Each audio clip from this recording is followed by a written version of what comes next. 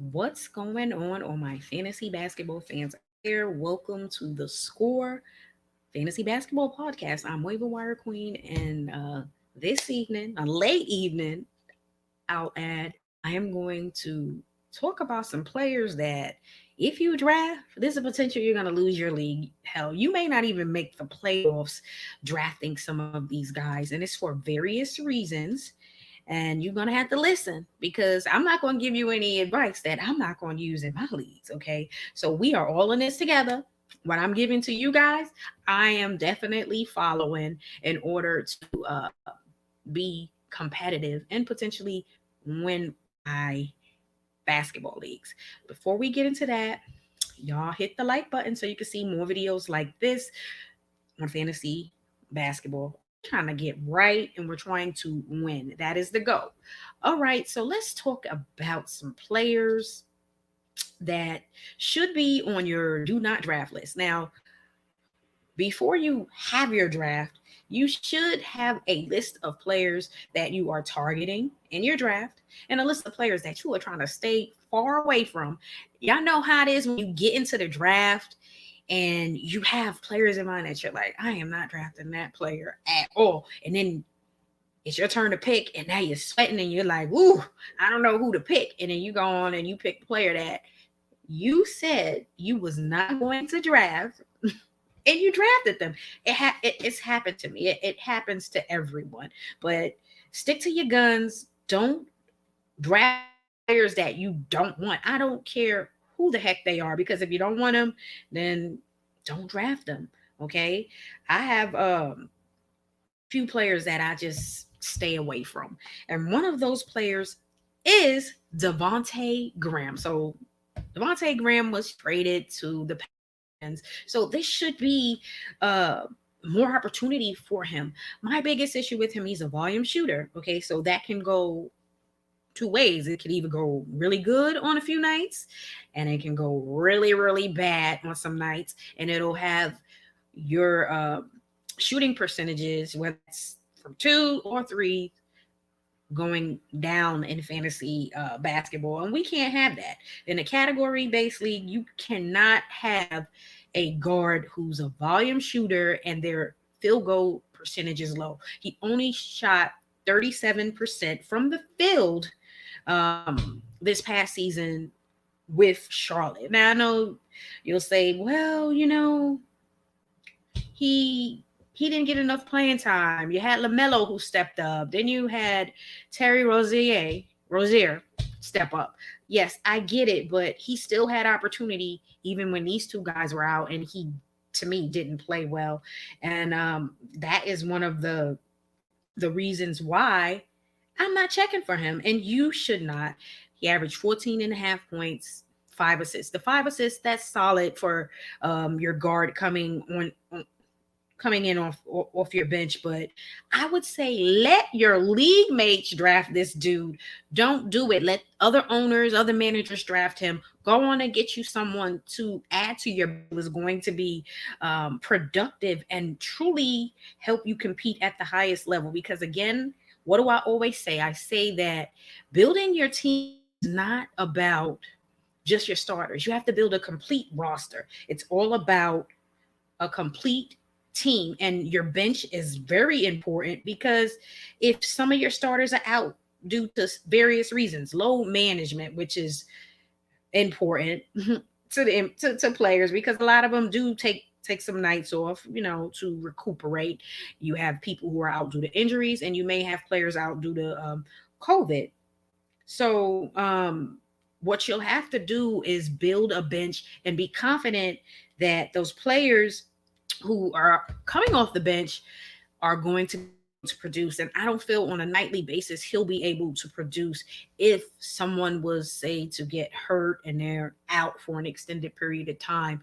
Because for your top dogs or your players you want coming off the bench, you want better than 37% field goal shooting percentage from your guard. You want higher and efficient scoring from your guard. Okay, so he's on my do not draft list. Yes, the opportunity is there since he's on a team to where they had expectations for other guards, but they weren't unable to obtain those guards and free agency, so they had to settle for a trade to acquire Graham. And like I said, he has the opportunity, but he's not efficient, and that's not a good thing for points based or category based league. It's not a good idea. Y'all don't do it. Don't do it. Don't do it. Now, player I have on my do not draft list, which is shocking as hell, is Kyrie Irving. He shouldn't ever be on this list. He should not, but I'll talk to you about some reasons as to why he's on this list. So let's talk about his stats last season. Had a really good, obviously, the last few seasons.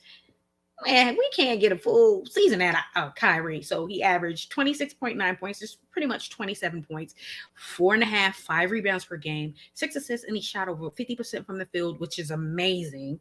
Okay, because he's shooting a lot. And that's telling me he is hitting the shot at a high rate. Excellent. However, injuries. Kyrie is injury prone. And then you got to think about the mess that's going on with the Brooklyn Nets, with everything that's going on with him not being vaccinated in New York City. You know, you can't go to certain or move around unless you have that card. He doesn't have that card, so he can't move around. He's not going to be able to play those home games. So BK is giving him a lot of time. The season is getting ready to start. He still hasn't gotten that vaccine. So what are they going to do? Well, you know what they did? They pretty much said they washed their hands with the situation, and he is not going to get an extension from them, which, you know, I get it. I respect Kyrie's decision because, hey, it is what it is. He's doing what he feels is best for him.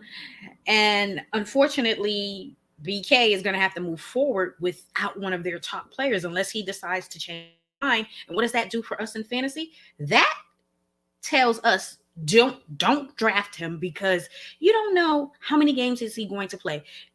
We don't even know what the discussion was with BK. Was it, I'm just going to play the away games at the stadiums that I can go to?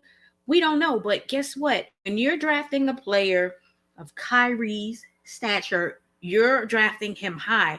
You're drafting him in like the second or third round. Hell, some people may want to reach and do the first round. That's up to you. However, that is a high draft pick to invest in a player that you don't even know if they're going to play 40% of the games on the season. That's not good. That's a bad investment, and you need to let someone else make that investment and have the headache, because this is your team. Your fantasy basketball team is your team, and you need to be confident in the picks you make. And I would not be confident in picking free because, again, it's about availability. I always say availability is important. If you can score 30 points, give me 6, 7 rebounds, but you are barely available to play those games, so I do not have you in my starting lineup, then guess what? It's a bad investment. Availability is key. I'd rather have the 15 and 10 guy who's available to play for me every night than a 30-point scorer who's available maybe once a week, if that. So that's why this is the only reason why he is on my list, because the talent is there, but I am concerned that he is not going to be available when I need him. And if I'm drafting him high, I'm gonna need him every night. And guess what? He ain't gonna be available every night, whether it's something going on with a card he has to produce, or if it's just injuries, because he's injury prone. That is obviously key too. But now you have to take into consideration injuries and the situation with the vaccine card. So those two key factors has Kyrie Irving on my do not draft list. Let someone else have the headache and draft him. Move on. Go on and get you some of those other younger players who are going to have good seasons, and they're going to be. You need your players to be available. Yes, injuries are a part of the game, but this situation is very different from injuries, and you just don't know. You can sprain your ankle and they'll give you a timetable for you to return. We know that. We don't know what the hell is going to happen with this situation. And if he's just going to say, well, I'm not going to play any home games, I'm just going to wait. We do not have time to mess around and fool around with that situation. You need players, you know, that you're drafting, and you don't have these type of issues. Okay. So The talent is there, but he's on my do not draft list specifically because availability is an issue for him. So let somebody else do it and have the headache. We don't need any headaches going into the season, all right? Let's talk about Kimber Walker. Okay, so the Knicks finally got their point guard, right? A few years too late. So Kimber, he averaged 19 points, rebounds, and 4.5, 5 assists per game. He only shot 42% from the field, which is really low for a guard, and he only played 43 games. No one was really trying to acquire him because of injury concerns, his knees. He has basketball knees. I have basketball. I know a lot of basketball players out there have basketball knees, but he has some serious issues with his knees. And for that, I don't honestly feel like he's not going to play the entire season, and he's going to be ineffective. And we want our guards to be efficient. Okay, he can give me 19 points, but if he only plays 30 games, I can go get a better guard who's going to play at least what the majority of the season. And then also his field goal percentage isn't really that good. I drafted him last year and it was so horrible the nights he played. The shooting percentage was terrible. And if you're in a categories based league, if your shooting guard or your guard is shooting in the 30s or low 40s, it's going to hurt your team and you're not going to win that category. And guess what? You're going to potentially lose that week. So to avoid this type of mess, because his little 9 points is not going to do much for you in a categories based league, just stay away from him. There are some better guards out there that you can draft and they'll shoot at least 45 to 47% from the field, and they'll be there for about 60 games or whatever the case may be. So Kimba, no. And then also, y'all better stop acting like Derrick Rose is in New York and who's this coach? Tibbs is the coach. He loves Derrick Rose. Derrick Rose is going to be cutting into whatever time everyone is expecting Kimber Walker to play. It's going to be Derrick Rose. So those are the reasons why Kimber Walker is on my do not draft list. And remember, guys, what I am telling you is what I am telling myself. So we are in this together, and I'm not drafting him for a reason. And you need to, we here. Y'all need to listen to me too. Another player on my do not draft list, and this is just really bad, Aaron Gordon. He's on a nice team with some really good talent. You got the Joker who just won MVP. He's going to probably have another great season. And then you have Michael Porter Jr., who is starting to move towards that star status. Breakout season coming this year. And then you have Jamal Murray, who's going to come back from knee injury. And Aaron Gordon is just not his. No, don't do it, guys. His 12 points, his little 5 rebounds, and his little 3 assists, and his low field goal percentage is going to hurt you. You can get better value and a more efficient player later in your draft. Let someone else in your league draft him. Don't do it because you're going to be frustrated most of the season. He has really good talent around him, but it's just not happening. He's not that guy. Okay. And you can get 12 and 10 and a higher field goal percentage from another big. So if you are considering Aaron Gordon, listen to Waiver Wire Queen and don't do it. Just put him on that do not draft list. Don't get tempted during the draft because you're going to mess up your whole entire draft. And we're not trying to mess up our draft. All right. We are trying to position ourselves to win. And adding him to your bench, or even if you're neglecting certain positions in your starting lineup and you draft him, you're gonna lose. And we're not trying to lose. So guess what? What we doing out here in these fantasy basketball streets? We are staying away from Aaron Gordon no matter what. I don't care what's going on. Don't do it, guys. Okay. And then Brook Lopez. Okay. So Brook Lopez averaged 12 points a game, 5 rebounds. He only played about 26, 27 minutes per game. My biggest thing with Brook Lopez is he's really not playing a lot of minutes. And then they really don't really have a game plan for him. He's just out there and he may get some points here and there. There are some other guards who are going, other centers who are going to play more minutes and be more effective than be more effective than Brook Lopez. So you can go on and draft other centers who will give you the same production and points, and then they'll add 9, 10 rebounds per game, and that is much better. He'll shoot a nice percentage from 3 point field, but don't do it. Like, let someone else draft him and deal with the inconsistencies in his minutes. Okay, don't you do it. Go on and get the guy who's going to get 30 to 32 minutes per game, and he's going to give you 12 and 8 or 12 and 10, and he is a part of the offense on that team. So with Lopez, just no, no, no, no, no, no. We're not doing that.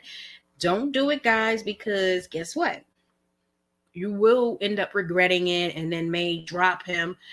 To avoid having to drop a player that's most likely shouldn't be drafted by you, just don't do it. Put him on your draft, do not draft, and move forward with the players that you feel will help you compete on a nightly basis. And obviously, if Kyrie can come back, then he's a must draft. But right now, not knowing, I wouldn't take the chance, because there are other players who you already know are going to be there, and you take a chance on them, and you'll be fine. But with Kyrie, someone's going to draft him, and then they're going to just be waiting and waiting, and you don't know what's going to happen. You're like, okay, what should I do? He hasn't surfaced yet. Don't know. So until you hear that, okay, a decision has been made and he's coming back to the team and he's going to play, I would stay away from him and look at some of the other point guards. And you got to be realistic. 26, 27, pretty much 26, 27 points a game, 4 or 5 rebounds, 6 assists, and a high field goal percentage. You're not going to get that from all of your guards, but you can get a guard who's going to be really good and solid on most nights, and he is available. So his stats are available to you on most nights when he plays. So you can look at guards like, um, let's see, some guards you can look at. You can look at Ja Morant. Obviously, these guys are not Kyrie, but Morant is on his way, and he's really good, and he's available. So you can look at a guard like him if you want. Um, you can look at De'Aaron Fox. You can look at Gillis Alexander. I'm not even name right. Shy. I know what I'm talking about. OKC. You can look at a guard like that, and if you can't get, say, a De'Aaron Fox, because he's up ranked up there, then you can go look for one of those second, third tier guards. Okay, go look at maybe a LaMelo Ball. He's projected to have a really good breakout season. He's not going to be Kyrie, but you can find players who will produce at a great level, and then you're not worried about, well, they're not going to be here for these certain reasons, unless it's injury. That's part of the game, and you can't avoid the injuries. So again, yes, like, seriously, guys, very stressful. So I want to talk about some other players that I mentioned earlier over the last 2 weeks that, you know just not on my radar in the draft, and you really should stay away from these guys, because they're gonna do nothing but hurt your team. And as you know, it's hard out here in these fantasy football streets, and you don't want to draft players who are simply going to hurt your team. So some other players I have on my do not draft list. I have Kevin Love. I have Kevin Love on this list because with Kevin Love, let's be real, he's not really available. And remember, the Cavs have been trying to trade him for what? How many seasons?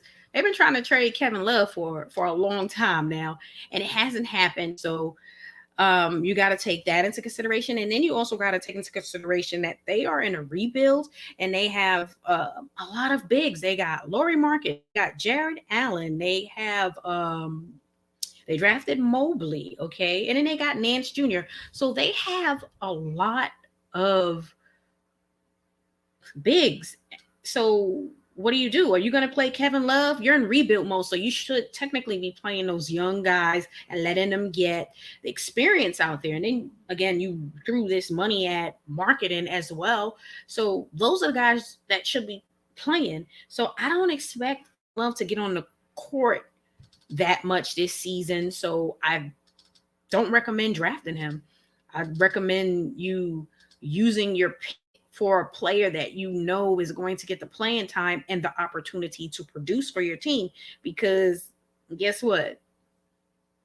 Kevin Love's not going to play a lot of minutes, okay? And if he does, it'll be mind-boggling to me because it's like, okay, what are you doing, Cleveland? But then again, so anything is expected. But my expectations are that they're going to go with their young players and they're going to let the young guys play, which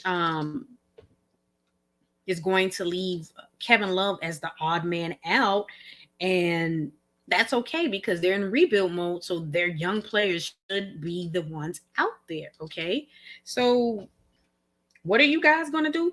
We got to stay away from Kevin Love. Okay. Don't do it. Don't do it. Don't do it. Okay. Because it's not going to be a good look. And then you're going to be upset because you invested a pick in a player that, it's really not going to play. So let someone else draft him. You go on and draft you that player who is going to get the time and is going to help you compete at what? At the highest level, because that's what it's all about. We are trying to position ourselves to win and be the champion. So we can brag. You can brag to your team, okay? So stay away from Kevin Love because it's just not a good look. All right, y'all, hit that like button and follow the Score podcast for more. Check out video I released today on some great fantasy basketball platforms you can utilize for a dynasty league. We have the Sleeper app, and that platform has a totally different platform than Yahoo and say ESPN and their outlook and the way their platform is built is totally different in fantasy basketball. So it's different than say your traditional fantasy leagues where you're playing players every day. And with the Sleeper, you pick a player and you pick one game for the week for that player. So it's different and it's very interesting. And then I also have the video on the Yahoo platform. So for all of the individuals who are aspiring to be commissioners, I go through a tutorial on how to create a redraft fantasy basketball league to help you, prepare for the season because that's what it's all about. All right, y'all. Make sure you subscribe for more and check out my video releasing tomorrow on breakouts and underrated sleepers in fantasy basketball. Some of these guys will be able to help your team because, again, when you are building your team, you are building a team. We're not just concerned about the starters because it's easy to pick the starters. You got the top 20 players. Those are the best players in the league. It gets harder as you go through the draft and you start noticing that, hey, the well-known players are no longer available. So that's when, to me, the draft really starts and you have to pick players to come off your bench and be ready in the event that load management, which we all love, right? Injuries, any COVID protocol, whatever, or just anything that's going to prevent your guys from starting.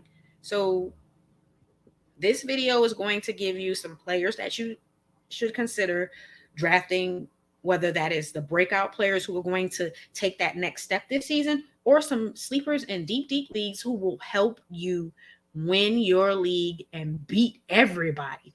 All right, y'all. Y'all have a great evening. Peace.